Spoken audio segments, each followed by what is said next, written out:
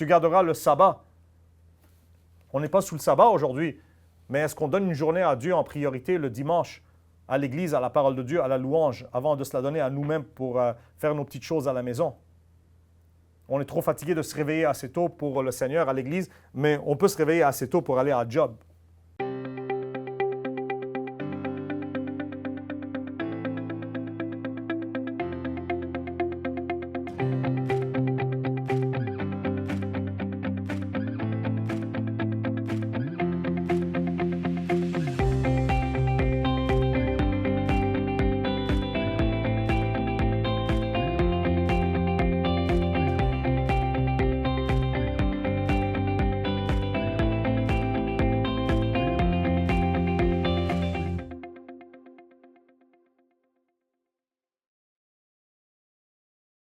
Bonjour tout le monde, mon nom est Georges Antonios. Je suis sauvé par la grâce de Dieu à travers Jésus-Christ depuis 1990 et j'ai l'honneur d'être le pasteur de l'Église baptiste de l'Espoir du Grand Montréal, Hope Baptist Church of Greater Montreal. Aujourd'hui, c'est un plaisir et un honneur d'être ici à Théovox dans le contexte de théologique pour prêcher mon grand Sauveur et Seigneur, le Seigneur Jésus-Christ. Mon pasteur m'a toujours renseigné que la meilleure chose à prêcher, c'est prêcher le Seigneur Jésus-Christ lui-même. Et étant donné que c'est la première fois que je m'adresse à vous sur cette plateforme, j'avais sur le cœur de glorifier le Seigneur Jésus-Christ. Fait qu'on va parler de lui et on va parler de la raison pour laquelle le Seigneur Jésus-Christ est si saillant parmi non seulement tous les êtres humains, mais parmi tous les meneurs religieux. Jésus-Christ est saillant parmi les philosophes, il est saillant parmi les politiciens, il est saillant parmi les religieux. Il se distingue en eux de cette manière différente, vraiment qui sont uniques à lui. Car le Seigneur Jésus-Christ n'est pas juste monsieur, madame, tout le monde. Ce n'est pas juste un autre saint, ce n'est pas un autre philosophe, ce n'est pas un autre révolutionnaire. Absolument pas. Sa gloire excède celle de tous les hommes, comme que le trône de Dieu excède la hauteur de la terre et des cieux même. Donc, une des choses qui est spéciale concernant le Seigneur Jésus-Christ, qui le met à part, qui le distingue comme étant plus qu'un simple homme sage, c'est par exemple qu'il est le seul né d'une vierge. C'est le seul homme né d'une vierge. Et pourquoi est-ce important? Parce que tous les hommes sont nés, sont formés dans la nature pécheresse après la chute d'Adam. Après la chute d'Adam, malheureusement, nous avons hérité d'une nature pécheresse. Les enfants sont innocents, ils n'ont pas de culpabilité, mais nous avons cette propensité au péché. Nous sommes naturellement inclinés vers le péché. Même les petits enfants tout cute, là, tout mignons, qu'on veut te croquer tellement qu'ils sont mignons. Si vous avez deux jumeaux qui ont faim et qu'on leur donne un verre de lait, ils vont se dévorer. Victor Hugo, fameusement dans un poème qui décrivait la France, qui était saisie de guerre civile, décrivait la France comme si c'était des jumeaux qui s'arrachaient le sein de leur mère pour avoir le lait. Malheureusement, c'est ce qui se passe, c'est la nature humaine. Le meilleur des hommes, David dit qu'il a été conçu dans le péché, il a été formé dans l'iniquité. Jésus-Christ, non. Et tous les hommes, qui qu'ils soient, sont nés avec cette nature pécheresse. Je cite ici la Bible française King James, et si vous voulez en avoir une copie, vous pouvez toujours contacter Théovox ou nous contacter à l'Église baptiste de l'Espoir du Grand Montréal, Hope Baptist Church. Ici, Job, chapitre 15, verset 14, dans cette précieuse parole de Dieu que je tiens dans ma main, Job pose la question en disant « Qu'est-ce que l'homme pour qu'il soit net, et celui qui est né d'une femme pour qu'il soit droit ?» Parce que tous ceux qui sont nés d'une femme ne sont pas droits. Job chapitre 14, verset 4, c'est un refrain dans le livre de Job. Qui peut faire sortir le pur de ce qui est souillé? Donc, qui peut donner naissance à un être humain pur, étant donné que cet être humain naît d'un autre humain qui lui-même est souillé. Ce qui est souillé engendre le souillé, et ce qui est pur engendre le pur. Étant donné que nous sommes tous souillés, incluant Marie, dans sa nature elle-même, si elle aurait eu une relation avec Joseph, elle aurait engendré un être souillé tout comme elle. Rappelez-vous que Marie a besoin d'un sauveur. Dans le Magnificat, à l'apparition de l'ange Gabriel à elle, elle a dit que son âme se réjouit en Dieu, son sauveur. Même Marie avait besoin d'un sauveur. Pourquoi? Parce qu'elle est née de parents pécheurs, du moins selon la parole de Dieu. Et je crois à la parole de Dieu. Je vous citais juste avant le verset dont David parlait après son péché d'adultère et de meurtre, aussi droit que David était. On a vu comment il a chuté. Nous sommes tous capables de chuter ainsi, car c'est notre nature. Psaume 51 Et verset 5, il dit, « Voici, je fus formé dans l'iniquité, et dans le péché, ma mère m'a conçu. » Qui peut faire sortir le net, le pur de ce qui est souillé? Pas un. Le problème de l'homme, voyez-vous, mes chers amis, ce n'est pas tellement qu'on pêche comme tel, mais la source de notre péché, la raison pour laquelle on pêche. Nous péchons parce que nous sommes pécheurs de nature. Un chien n'aboie pas parce que... c'est pas parce qu'il aboie qu'il est un chien. Il aboie parce qu'il est un chien. C'est sa nature qui produit le comportement. Notre problème, c'est notre nature. Faut aussi bien, nous pourrions laver le chien, nous pourrions enseigner au chien de nouveaux trucs et en être très fiers et y être attachés. Et le chien peut bien être le meilleur ami de l'homme, fidèle jusqu'à la mort même. Mais si nous rentrons dans un bâtiment dans lequel il y a un signe qui interdit la présence des chiens, on ne pourrait pas argumenter que moi, mon chien est spécial, mon chien est différent. Mon chien est plus propre que les autres chiens. Mon chien a gagné le prix de Best in Show. Pas de chien, c'est pas de chien. Le ciel est pareil, voyez-vous. Au ciel, il y a une loi qui dit pas de pécheur. Ça se peut bien que tu sois meilleur que les autres hommes. Ça se peut bien que tu sois une personne morale, religieuse même, quelqu'un qui est relativement intègre, relativement honnête, surtout en comparaison aux autres êtres humains. Ce n'est pas difficile aujourd'hui de paraître droit. Nous sommes dans une société tellement perverse et corrompue que la moindre moralité nous fait paraître comme des saints. Mais le standard n'est pas les autres. Le standard, c'est Jésus-Christ lui-même qui, lui, était et est sans péché. Donc, tu peux bien être droit et religieux. Le problème, c'est que tu as une nature pécheresse. Tu as une nature qui est inclinée au péché. Je suis naturellement orgueilleux. Je suis naturellement cupide. Je suis naturellement infidèle. Nous tous.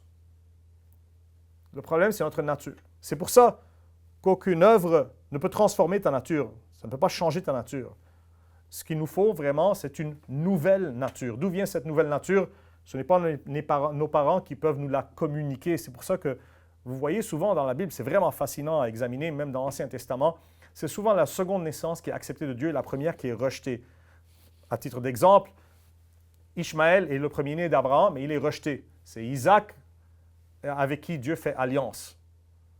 Auparavant, Caïn était le premier-né d'Adam et Ève, du moins après la chute. Caïn est rejeté, mais c'est le second-né, Abel, qui est le prophète. Le premier-né d'Isaac était Ésaü. Son second-né était Jacob, mais c'est avec Jacob que Dieu fait l'alliance. Le premier-né de Judas, c'était Zéra, mais c'est de Pharez que la lignée royale va sortir et d'où viendra le roi David. Pourquoi ces choses? Pour enseigner que Dieu n'aime pas les premiers-nés? Absolument pas. Jésus-Christ est le premier-né de Marie. Bien sûr, il est né du Saint-Esprit, on va en parler dans un instant. Mais pour enseigner que la première naissance est rejetée à cause de sa nature pécheresse, Dieu accepte la seconde naissance. Comment nous vient cette seconde naissance? Par la foi en Jésus-Christ. Or, Jésus-Christ lui-même, la Bible nous dit qu'il est né du Saint-Esprit. Et ceci est dans les évangiles. L'ange Gabriel va paraître à Marie et il va la saluer et il va lui dire, écoutez bien maintenant, je suis dans Luc chapitre 1, verset 30, l'ange lui dit, « N'aie pas peur Marie, car tu as trouvé faveur devant Dieu. Et voici, tu concevras dans ton utérus et tu enfanteras un fils et tu appelleras son nom Jésus. Il sera grand et sera appelé le Fils du Plus-Haut. Et le Seigneur Dieu lui donnera le trône de son père David, et il régnera sur la maison de Jacob pour toujours, et son royaume sera sans fin. » Alors Marie dit à l'ange, « Comment cela se fera-t-il puisque je ne connais pas d'homme? » Et l'ange répondit, lui dit, « L'Esprit Saint viendra sur toi, et le pouvoir du Plus-Haut te couvrira de son ombre. Par conséquent, cette sainte chose qui naîtra de toi sera appelée le Fils de Dieu. » Jésus-Christ est né, conçu par le Saint-Esprit. Il est l'exception en 6000 ans d'histoire humaine. Dans Jean chapitre 3, une des raisons pourquoi je prône la version française de la Bible King James, c'est parce qu'il y a un qualificatif clé, un adjectif clé, qui est manquant dans les autres versions, mais qui est présent dans la King James. Jean chapitre 3, écoutez bien, Jean chapitre 3, verset 16. D'accord? C'est le verset le plus mémorisé par les chrétiens, et à juste raison. Jean chapitre 3, verset 16, dit « Car Dieu a tant aimé le monde qu'il donna son Fils, son seul Fils engendré, afin que quiconque croit en lui ne périsse point, mais qu'il ait la vie éternelle. Son seul Fils engendré. Si nous disons juste que Jésus-Christ est le seul Fils, techniquement, ce n'est pas exact, car tous les croyants sont fils de Dieu. Les anges sont qualifiés de fils de Dieu ou décrits comme des fils de Dieu. Jésus-Christ est le seul Fils engendré. Pourquoi ce mot engendré? Parce que c'est le seul homme dont la chair même est née du Saint-Esprit. Moi, j'ai cru au Seigneur Jésus-Christ en 1990.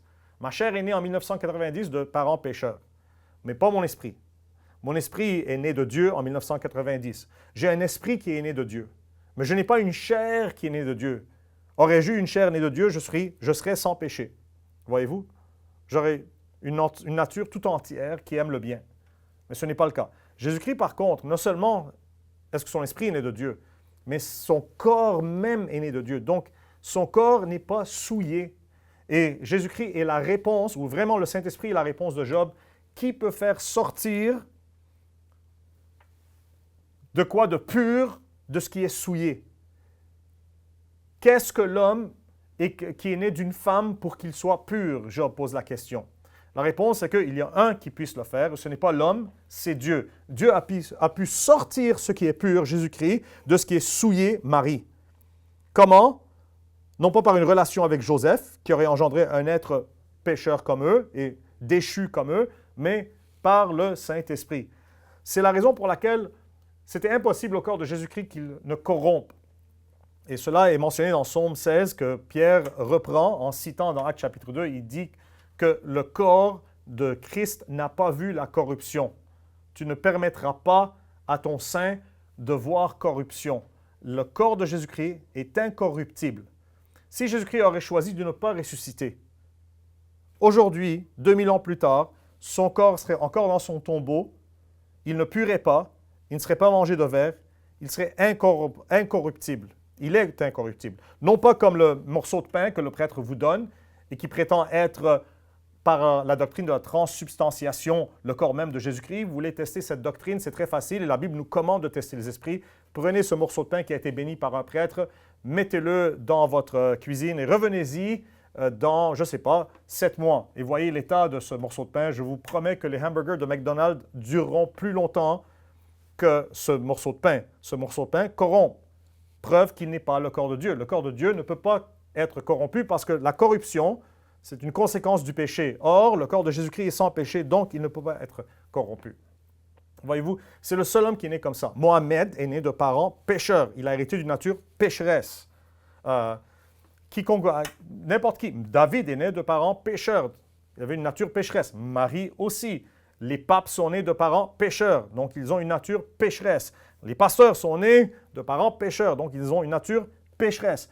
Jésus-Christ, l'exception, est né du Saint-Esprit. Son corps même est sans péché. Et c'est la raison pour laquelle, ce qui est vraiment intéressant ici, c'est l'émission théologique, c'est qu'il y a une importance théologique à ceci.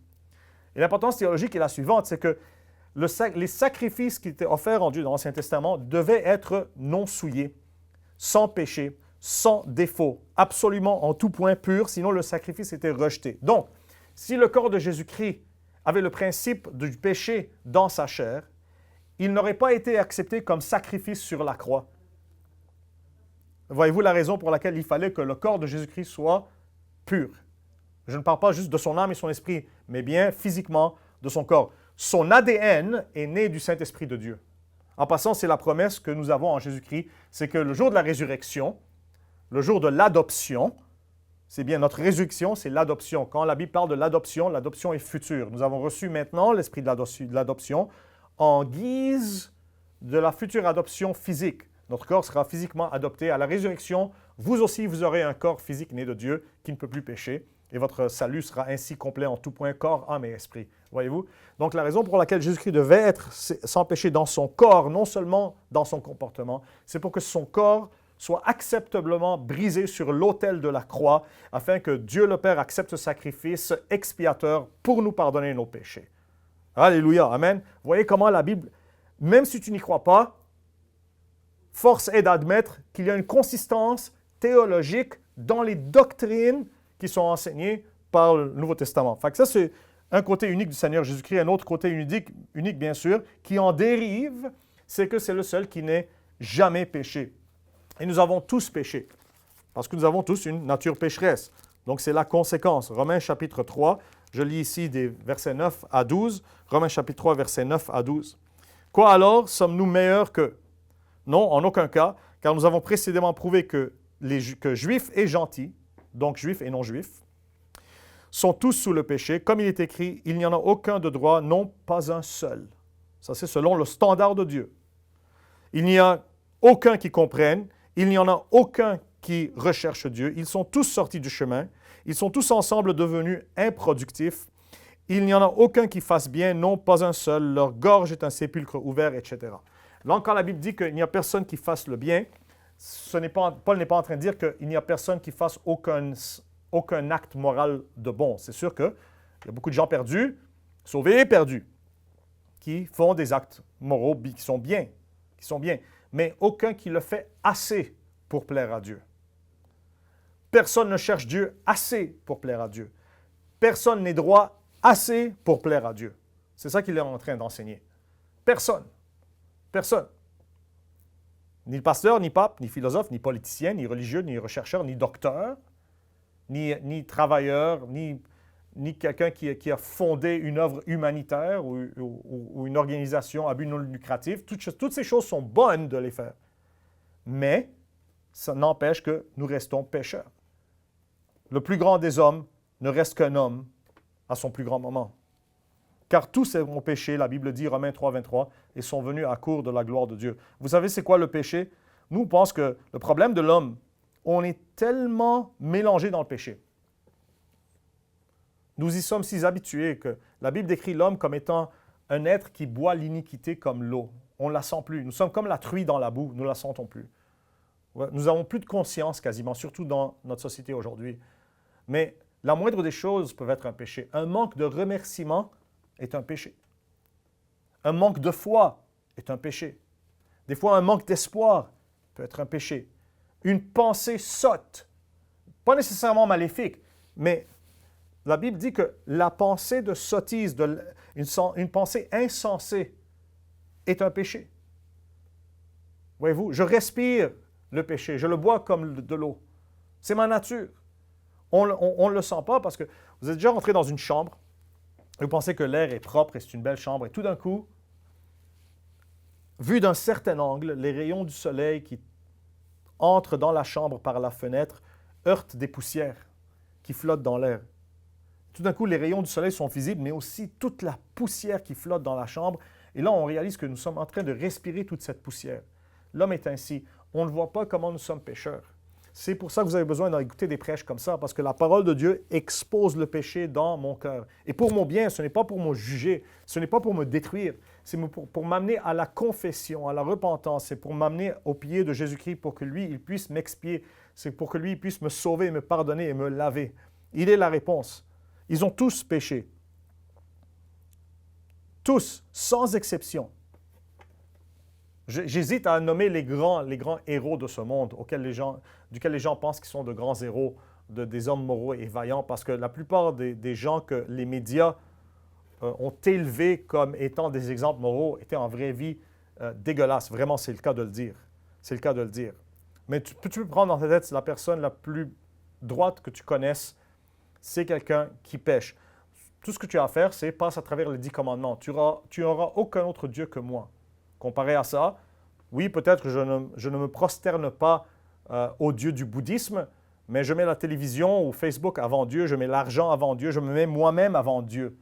Quand je donne priorité à moi-même avant mon devoir envers Dieu, quand je donne priorité à regarder mon écran avant de lire la parole de Dieu, je suis en train de briser le plus grand des commandements.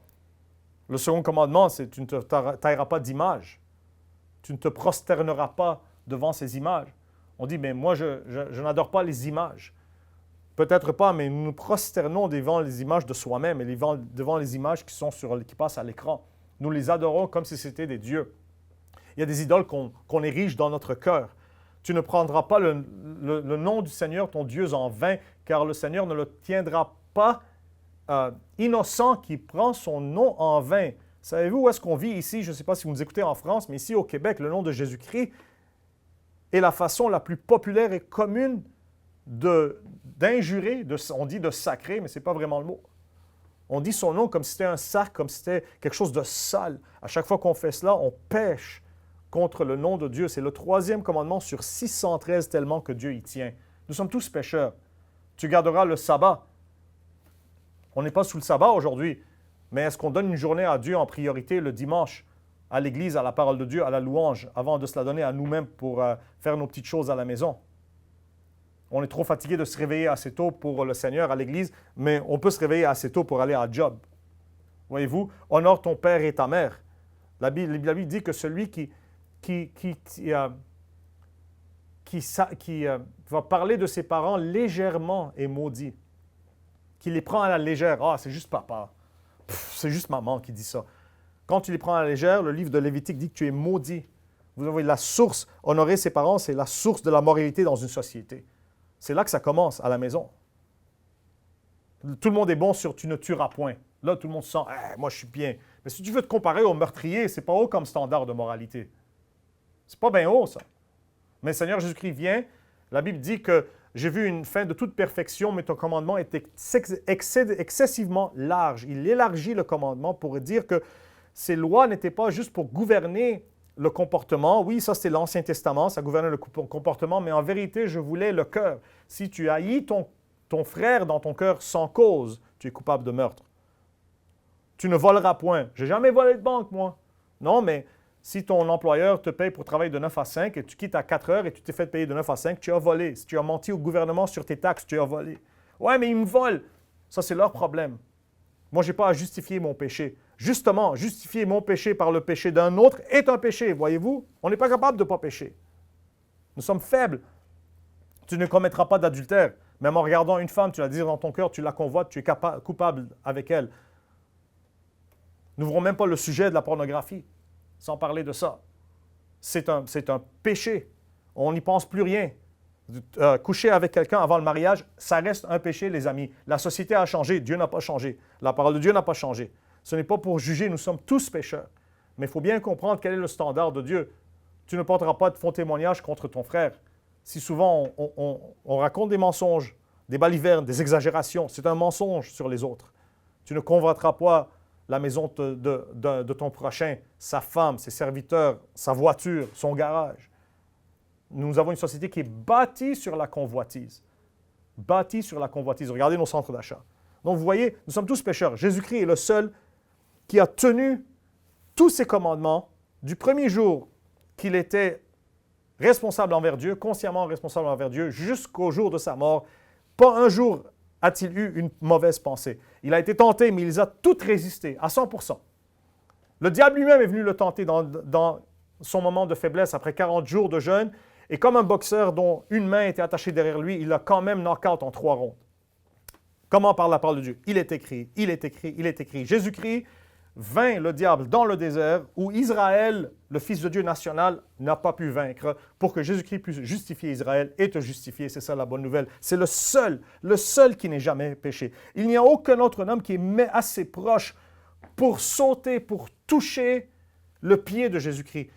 Toutes créatures sont sous lui, sous ses pieds, en termes de sainteté, de pouvoir, mais aussi surtout de sainteté. C'est ce qui le met à part de tout le monde, c'est que Dieu est saint. Jésus-Christ est saint. Il est noble, il est honorable et droit en tout point, en tout temps, en toute situation, même quand ça lui coûte de la souffrance. C'est le seul homme aussi qui puisse offrir à Dieu une rançon acceptable.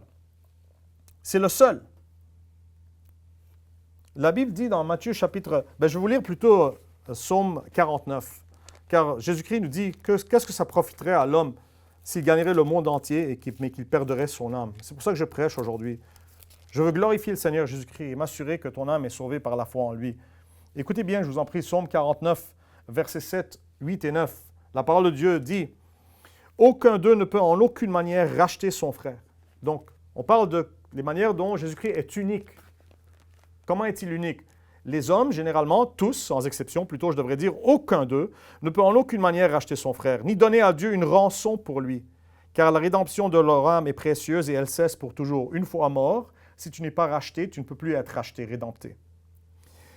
Donc, 7 et 9, je vais sauter par-dessus la parenthèse. Aucun d'eux ne peut en aucune manière racheter son frère, ni donner à Dieu une rançon pour lui, qu'il devrait encore vivre pour toujours et ne pas voir la corruption. Aucun homme.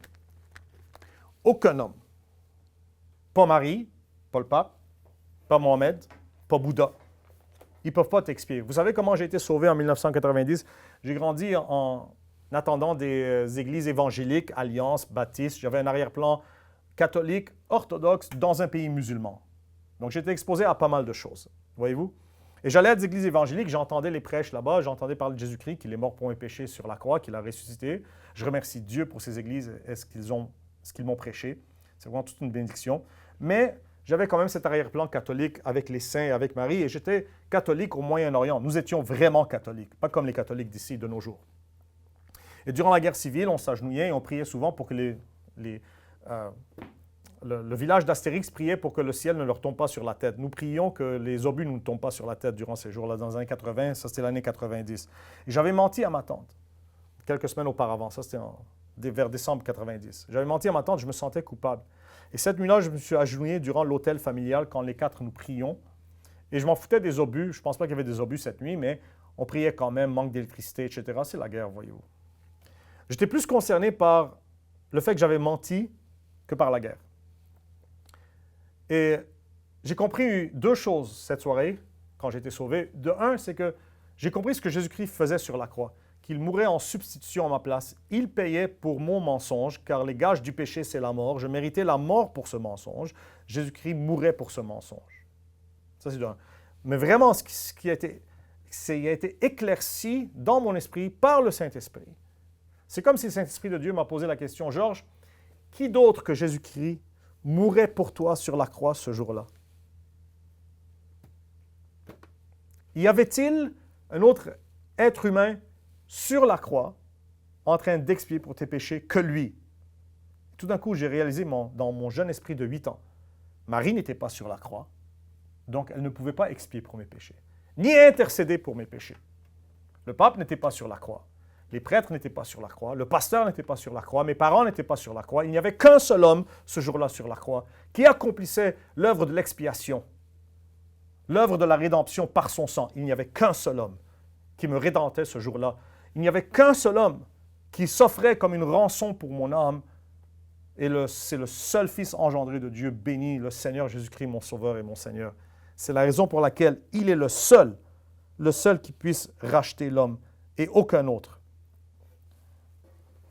Nous y sommes rachetés, 1 Pierre chapitre 1, verset 18, « Car je veux que votre foi soit enracinée dans la puissance de la parole de Dieu et non dans la sagesse de l'homme. » C'est la raison pour laquelle nous citons les versets bibliques.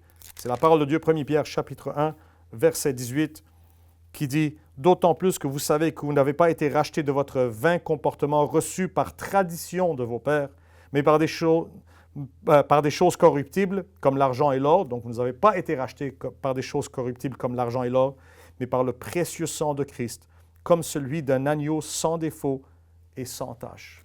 Amen. Merci Seigneur Jésus-Christ. C'est le seul homme qui a offert sa vie non seulement pour les autres, non seulement pour ses amis, mais qui a offert sa vie pour ses ennemis. Il en est unique. Il est unique. Vous savez, vous connaissez peut-être le verset dans lequel Jésus-Christ parle à ses apôtres, Jean chapitre 15, verset 13, et il leur dit la chose suivante. « Aucun homme n'a plus grand amour que ceci, qu'un homme donne sa vie pour ses amis. » Quand j'étais jeune, j'ai entendu l'histoire, c'était durant la guerre du Vietnam, et une grenade avait été lancée à l'intérieur d'une tente de soldats américains. Il n'y avait pas de temps pour qu'il s'échappe. Un de ces soldats, connu d'amis, s'est lancé sur la grenade, s'est attelé complètement sur la grenade par terre et a pris la grenade dans son estomac. Il y a eu plus qu'un cas comme ça qui est arrivé. Des fois même, ils survivent. Je crois que dans ce cas-là, il est mort. Qu'a-t-il fait cet homme? Il s'est sacrifié, il a donné sa vie pour ses amis. Grand amour. Parmi les hommes, il n'y a pas plus grand amour que cela. Mais avec Dieu, il y a un amour plus grand que cela. Quel est-il? Que Jésus-Christ s'est offert pour ses ennemis. Sur la croix, c'est ahurissant à y penser vraiment. Que Jésus-Christ, trahi par Judas, un de ses meilleurs amis, trahi par la nation à laquelle il avait fait que du bien pendant 3 ans et demi, mourait aux mains de ses agresseurs pour pardonner ses agresseurs. Une fois, je témoignais à une femme musulmane nouvellement immigrée au Québec. Et je lui parlais du Seigneur Jésus-Christ. Il pense qu'à Jésus-Christ, les musulmans perçoivent Jésus-Christ comme un prophète, mais non comme le Fils de Dieu, malheureusement. Et quand j'en suis arrivé à lui dire que Jésus-Christ sur la croix, une fois crucifié, une de ses 7 déclarations avait été « Père, pardonne-leur, car ils ne savent pas ce qu'ils font. » Vous avez peut-être grandi avec cette vérité et elle ne vous impressionne plus parce qu'on est habitué à ces vérités. Mais pour cette femme, la première fois qu'elle entend ça, cette femme qui a naquit et qui a grandi dans un contexte islamique cruel, plein de haine, dans la religion, quand elle a entendu ça, elle a dit, je me rappelle encore de sa réaction, elle a dit, « Wow! » Ça l'avait vraiment épaté. Jésus-Christ est mort pour ses ennemis. C'est pas une mort facile. C'est torturé pour ses ennemis. Il a pris l'enfer de ses ennemis. Comparez cela à Mohammed qui voulait que, voyez-vous, dans l'islam, il faut mourir pour son Dieu. Mais dans la chrétienté, c'est Dieu qui meurt pour l'homme. C'est le berger qui offre sa vie, non seulement pour ses agneaux, mais il offre sa vie pour les loups, pour les transformer en brebis. Mais quel Seigneur! Mais quel Seigneur! Si tu ne crois pas que Jésus-Christ est mort pour tous les hommes, tu ne comprends pas vraiment l'amour du Seigneur Jésus-Christ. Tu limites l'amour de Dieu. L'amour de Dieu se dévoile, se déclare dans le fait qu'il meurt pour ses ennemis. Mais quel sauveur! Je l'aime tellement. C'est aussi le seul homme qui ressuscite d'entre les morts par sa propre puissance à ne jamais mourir encore. Plus jamais. Ça, c'est impossible pour les hommes à faire. Il y a des hommes qui ont été ressuscités dans l'Ancien Testament par Dieu, non pas par leur propre puissance, mais ils sont morts plus tard. Il y a des cas comme ça, comme les 2 fils des veuves ont été ressuscités par Élie et Élisée, mais ils sont morts par la suite. Et ils ont été ressuscités, bien sûr, par la puissance de Dieu, pas par leur propre force à ne plus jamais mourir. Ecclésiaste chapitre 8, verset 8. Ecclésiaste 8, 8. Il n'y a aucun homme qui ait pouvoir sur l'esprit pour retenir l'esprit, ni n'a pouvoir au jour de la mort. Il n'y a aucune dispense dans cette guerre, et l'immoralité ne délivrera pas non plus ceux qui y sont adonnés. Il n'y a aucun homme qui ait pouvoir sur l'esprit pour retenir l'esprit, ni n'a pouvoir au jour de la mort. Personne ne peut retenir l'esprit. C'est-tu W.B. Yeats, le poète irlandais ou écossais, je m'excuse si je me trompe, mais son père mourait, il a écrit un poème très fameux en anglais qui s'appelle « Rage against the dying of the light ». « Enrage-toi contre la mort de la lumière ». Et il écrivait en larmes aux côtés du lit de son père mourant. Il suppliait son père de guerroyer contre l'extinction de la lumière dans son esprit. Il voulait que son père vive. Il suppliait son père en larmes. Rage, fais preuve de rage contre l'extinction de la lumière, papa. Son père est mort quand même. Combien nous avons guerroyé contre un cancer, contre une maladie. Nous avons prié, jeûné, voyagé le monde, tenté maintes solutions médicales, même peut-être de ramener les gens de la mort. Il n'y a qu'un seul qui en est revenu dans sa propre puissance, le Seigneur Jésus-Christ.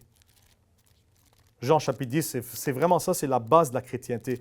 N'était-ce pour la résurrection? Paul dit que nous serions comme chrétiens les plus misérables de tous les hommes. Écoutez comment Jésus-Christ prophétise dans la puissance sa propre résurrection par sa propre force. Jean chapitre 10, verset 17. Par conséquent, mon Père m'aime parce que je donne ma vie afin que je puisse la reprendre.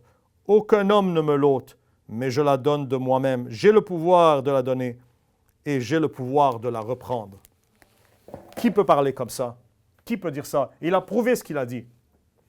Il a prouvé ce qu'il a dit. Les empereurs romains sont morts, ils ont été dévorés par les vers de terre. Alexandre le Grand est mort, dévoré par les vers de terre. Les papes sont morts, dévorés par les vers de terre. Marie est morte, dévorée par les vers de terre. Les apôtres sont morts, dévorés par les vers de terre. Les faux prophètes sont morts, dévorés par les vers de terre. Mohamed est mort, dévoré par les vers. Bouddha est mort, et tous les Bouddhas morts, dévorés par les vers de terre. Tous Jésus-Christ ressuscite le troisième jour avec un corps incorruptible à ne plus jamais mourir. La mort n'a plus de dominion sur lui, la Bible dit. Aucun autre homme n'a pu faire cela. Aucun autre homme donc nous donne l'espoir de la vie. Il dit, je suis qui vis et qui était mort, à Jean dans Apocalypse 1, 18. Et voici, je suis vivant pour toujours. Amen. Et j'ai les clés de l'enfer et de la mort. Amen. Il a dépouillé la prison souterraine de l'enfer. Et il en est ressorti vivant. Vous savez qu'est-ce qui se passe à un policier qui a mis des criminels derrière les barreaux et qui finit lui-même en prison avec ces mêmes criminels? Vous vous imaginez la scène quand les diables, les hommes perdus ont découvert que celui qui les a mis dans cet enfer se réveille entre eux. Je dis se réveille, son âme est descendue en enfer selon Psaume 16 et Acte 2. Vous imaginez c'était quoi la scène? Était-il capable de le garder? Non. Il a défoncé les portails de l'enfer et il a ressuscité, et physiquement, non pas seulement spirituellement comme les faux témoins de Jéhovah disent. De ressusciter en simple esprit, non charnel, n'est pas une résurrection, c'est une triche. Les gens que j'aime, que j'ai perdus, que j'aimais physiquement, je veux que leur résurrection soit physique. Je veux pouvoir les reprendre dans mes bras et les serrer physiquement et les embrasser et les tenir proches de moi. Aucun autre type de victoire ne serait une vraie victoire contre la mort. Jésus-Christ a eu 7 victoires. Il a performé 7 victoires. Il a défait la mort physiquement, dans une résurrection physique, qui nous promet à nous une résurrection physique avec nos bien-aimés. Il est unique. Je termine quasiment. Jean chapitre 7. Aucun autre homme n'a jamais parlé le genre de paroles que Jésus-Christ a énoncées. Quand les officiers ont été envoyés pour l'appréhender par le Sanhédrin, les meneurs religieux, c'était souvent les religieux qui utilisaient le gouvernement contre les vrais chrétiens. Rien n'a changé. Jean chapitre 7, verset 46. Ces officiers sont allés l'arrêter, ont été envoyés pour arrêter Jésus-Christ, le mettre en détention, mais ils reviennent sans lui à leur chef. Leurs chefs sont surpris, mais où est Jésus-Christ? La réponse des hommes qui ont été envoyés, Jean 7, 46. Les officiers répondirent, jamais homme n'a parlé comme cet homme. Je vous assure que ces officiers en avaient entendu des hommes. On sait de la parole de Dieu combien de révolutionnaires s'étaient présentés qui prétendaient être le Messie. Ces officiers reviennent et disent, jamais homme n'a parlé comme cet homme. Quand tu considères, Père, pardonne-leur, car ils ne savent pas ce qu'ils font sur la croix. Jamais homme n'a parlé comme ça. Quand tu considères celui qui te frappe sur ta joue droite, tourne-lui la gauche aussi. Jamais homme n'a parlé comme ça. Quand tu considères la sagesse qu'il a démontrée, quand les doctorats de théologie lui tendaient des pièges en disant « Devrait-on payer la taxe à César, oui ou non? » C'était un piège des deux bords. S'il aurait dit oui, ils auraient dit qu'il était un traître à la nation d'Israël, que c'était un plan romain. S'il aurait dit non, il aurait accusé aux autorités romaines comme étant un séditieux, un révolutionnaire à arrêter. La réponse de Jésus-Christ, montrez-moi un dinar. C'est l'image et la superscription de qui? Ils lui disent de César. Il dit donnez à César ce qui est à César et à Dieu ce qui est à Dieu. Mais quelle sagesse! Jamais homme n'a parlé comme lui. Jamais homme n'a parlé comme lui. Quand il parle du sabbat et qu'il le jugeait du fait qu'il guérissait les hommes le jour du sabbat, il dit lequel d'entre vous, si son voisin ou si son veau ou si sa brebis tombe dans un trou, ne la ressort pas le jour du sabbat. Vous vous rappelez de ça? Mais quelle sagesse! Quand ils ont amené la femme prise en adultère dans l'acte et ils disent, Moïse dans la loi dit que telle devrait être lapidée, que dis-tu? Que dis-tu? Il prêchait la miséricorde d'un bord, la parole de Dieu d'un autre. S'il aurait dit, oui, il faut la lapider, ils auraient dit, voici cet homme sans miséricorde. Et s'il aurait dit, non, ne la lapidez pas, ils auraient dit, voici un homme qui brise la loi de Moïse. Que fait Jésus-Christ? Il ne dit rien, il s'accroupit et commence à écrire par terre, peut-être le passage même. Tout d'un coup, il se relève et dit, celui qui est sans péché d'entre vous, qu'il lance la première pierre. Et étant convaincus par leur conscience, commençant du plus vieux au plus jeune, un à un, ils quittèrent et ils la laissèrent. Et Jésus-Christ dit, est-ce qu'un homme t'a condamné? Nul homme, Seigneur, lui répond-elle. Va, je ne te condamne pas non plus, va et ne pêche plus. Mais quelle sagesse! Mais qui parle comme ça? Écoutez le sermon sur la montagne, Matthieu 5, 6 à 7, la constitution du royaume. Aucun homme n'a jamais parlé comme le Seigneur Jésus-Christ. Ce n'est pas juste des philosophies vagues comme dans le bouddhisme. Ce ne sont pas des rêves vagues comme dans l'islam. Des paroles de vie que quand ton cœur est déchiré, plié en Dieu, tu peux ouvrir cette parole de Dieu et voir quelque chose dans les paroles de Jésus-Christ qui te parle à toi-même aujourd'hui, 2000 ans plus tard. Jamais homme n'a parlé comme cet homme. Et finalement, il est unique dans le fait que jamais homme n'a travaillé, n'a œuvré ce que cet homme a œuvré dans la terre. Considérez avec moi que Jésus-Christ n'a servi que 3 ans et demi. Jamais n'a-t-il été chef de parti politique. Il n'a jamais mené une armée. Il n'a jamais mené une révolution. Il n'a jamais même écrit un livre. Et en 3 ans et demi, il a changé le cours de l'humanité en arrivant aujourd'hui que ta date de naissance est datée selon et mesurée, calculée selon sa date de naissance. Et te voici aujourd'hui en train d'écouter un message sur Jésus-Christ. En 3 ans et demi, voilà ce qu'il a œuvré sur la terre. Jean chapitre 9, verset 32. Il est grand, mais il est grand. Jean 9, 32. Depuis le commencement du monde, on n'a jamais entendu dire qu'aucun homme ait ouvert les yeux d'un aveugle né. Personne n'avait jamais fait ça. Voici Jésus-Christ qui se présente. Il ouvre les yeux des aveugles nés.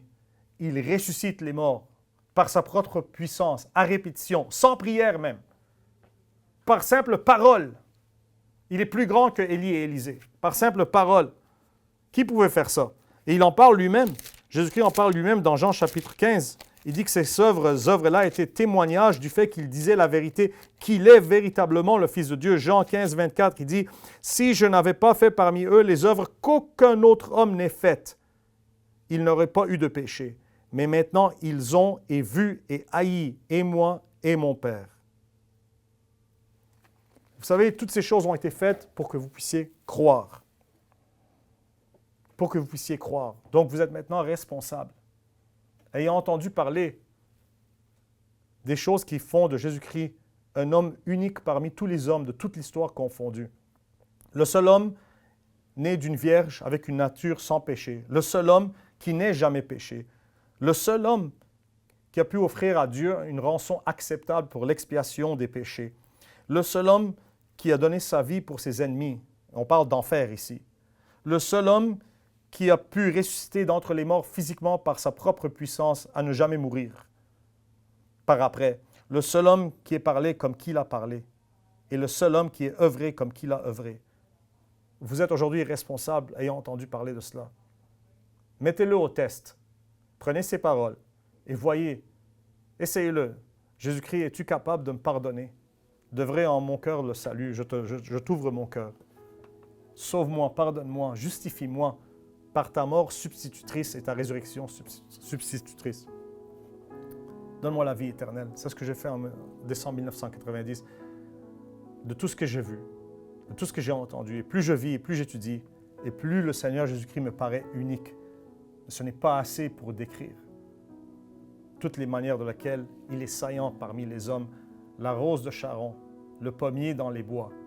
Jésus-Christ, le seul, l'unique, intouchable, inapprochable, sauf aux humbles, dans l'humilité. Aussi unique qu'il est, il est assez humble pour s'accroupir, condescendre, tendre la main à toi et à moi et nous amener à lui et de faire aussi de nous quelqu'un de spécial par sa grâce. C'est le message d'aujourd'hui, mes amis. Donc, je suis ravi d'être ici à Théologique avec Théo Vox, Georges Antonios, pécheur sauvé par le sang de Jésus-Christ, pasteur de l'Église baptiste de l'Espoir du Grand Montréal, Hope Baptist Church of Greater Montreal. Vous pouvez nous retrouver sur Facebook, Hope Baptist Church of Greater Montreal. Nos prêches sont en anglais, mais on prie de pouvoir commencer un service français un jour. Vous pouvez aussi trouver mon canal YouTube en anglais, Counsel and Might, Dr. Georges Antonios, Counsel, C-O-U-N-S-E-L, A-N-D-M-I-G-H-T, Counsel and Might, comme l'esprit de le conseil et la puissance, Ésaïe 11.2.